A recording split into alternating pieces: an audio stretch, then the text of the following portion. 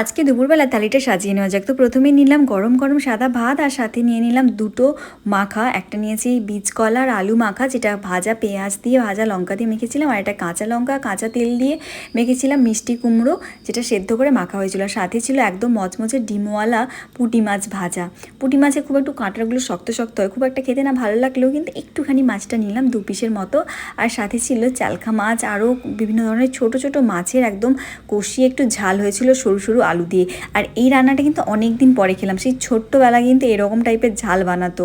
আর সাথে ছিল মোরলা মাছের একটা ভাপা, যেটা কাঁচা মশলা আর কাঁচা তেল দিয়ে কিন্তু ভাপে বসিয়েছিল, যার রেসিপিও কিন্তু চ্যানেলে দেওয়া আছে, তোমরা চাইলে দেখে নিতে পারো। এছাড়াও ছিল ইলিশ মাছের ডিমের তেঁতুল দিয়ে টক, ভীষণ সুন্দর টেস্টি হয়েছিল। এটারও রেসিপি চ্যানেলে দেওয়া আছে, তোমরা চাইলে দেখে নিতে পারো।